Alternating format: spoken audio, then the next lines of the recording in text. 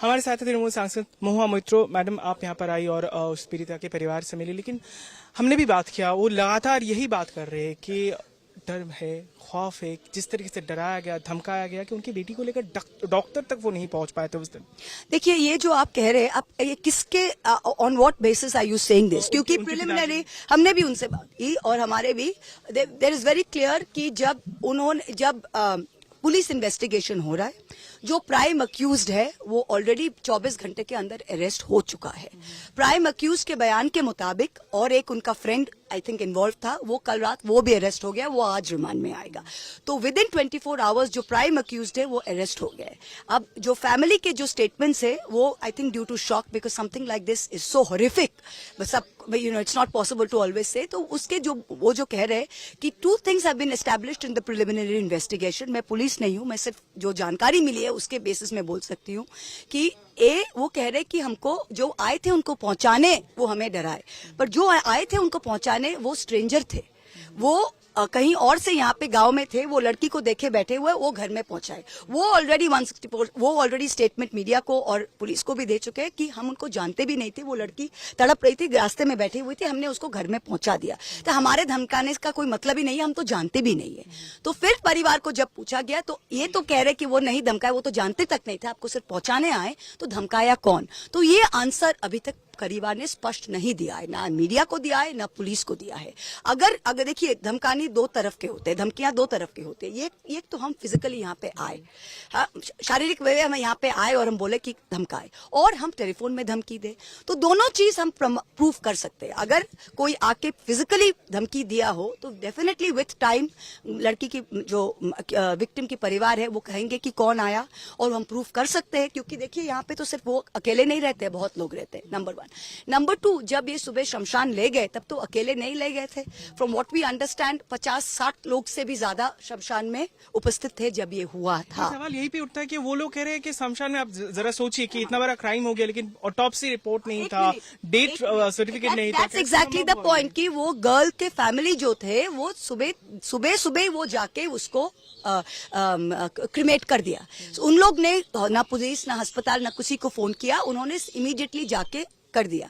और जो गांव के लोग थे, गांव के लोग में देखिए, अगर किसी को सस्पिशन होता कि कुछ हुआ है, जरूर कोई ना कोई तो खबर देता। अगर कोई यहाँ पे तो 10 लोग 5 लोग के नहीं है, ज्यादा है। But the point is not this. ये जो ब्लो बाय ब्लो, या ना आपका काम है ना मेरा काम है। ये मीडिया स्पेक्यूलेट कर सकता है टीआरपी बढ़ाने के लिए, आपका ब्रेकिंग न्यूज आएगा, मैं बोलूंगी मेरा ब्रेकिंग न्यूज आएगा। मुद्दा ये नहीं है। मुद्दा ये है कि क्राइम को पीस बाय पीस करना बॉडी नहीं है। ये सोचिए, नॉर्मली फोरेंसिक एविडेंस के लिए बॉडी नहीं है। ये पीस बाय पीस इन्वेस्टिगेशन जो है वो पुलिस कर रही है। और डेफिनेटली अगर कोई धमकाया गया हो तो वो तो बताएंगे कौन धमकाया, कैसे धमकाया। फोन्स तो आ गए हैं पुलिस के पास, तो डेफिनेटली सीडीआर रिकॉर्ड देख के पता ही चल जाएगा कि कोई फोन कॉल्स आए कि नहीं, और कोई फिजिकली अगर आए हो वो भी पता चल जाएगा। तो जब तक इन्वेस्टिगेशन कंप्लीट ना हो, I think on that let us not से, हम यही कह सकते हैं कि prime accused is in police custody, his friend is in police custody. POCSO आइन के मुताबिक, ये बहुत स्ट्रिक्ट आइन है, strictest of strict punishment will be taken.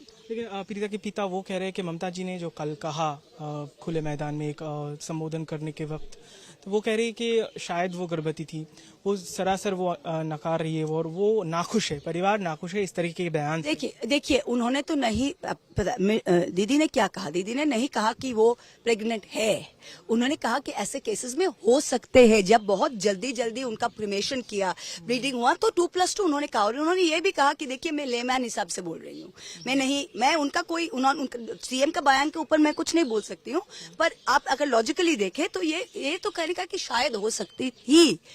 And which that's not the point. मैं उस लाइन में जाना ही नहीं चाहती हूँ, क्योंकि अकॉर्डिंग टू पॉक्सो एक्ट, अगर 18 इयर्स के नीचे कोई लड़की अगर हाँ भी कह दे तो भी वो सेक्सुअल एक्टिविटी अनलॉफुल है, वो रेप है in the eyes of the law. तो हम पॉक्सो एक्ट के मुताबिक चल रहे, इसके बाहर और कुछ नहीं है। मेरा आखिरी सवाल रहेगा, क्योंकि इस घटना में जो तृणमूल कांग्रेस के पंचायत लीडर है, उनके बेटे आरोपी है, क्या तृणमूल कांग्रेस पार्टी के अंदर भी एक तफ्तीश कर रही है? और अगर इस जांच में सामने आया कि कोई लीडर डरा रहा था, धमका रहा था, अक्सर इस तरह के मामले हम देखते हैं, क्या कार्रवाई की जाएगी पार्टी की तरफ? देखिए, ये हम पहले भी बोल चुके हैं कि हमारा पार्टी का स्टैंड जीरो टॉलरेंस है। ये यूपी नहीं है कि सिस्टम, अगर क्राइम हो गया, क्राइम हो सकता है हर जगह में, हम क्राइम रोक नहीं सकते। क्राइम के बाद जो एक्शन है वो यूपी और हम में यही फर्क है कि हम सब मिलके इसको मतलब मिट्टी के अंदर दफनाने की कोशिश नहीं करेंगे। यही नंबर है। जो भी इन्वेस्टिगेशन में निकला, we will proceed on that. As of now, अभी कल चेंज हो सकता है, एज ऑफ नाउ कोई भी सबूत नहीं मिला है एज ऑफ नाउ कि बेटे के पापा इसमें इन्वॉल्व थे।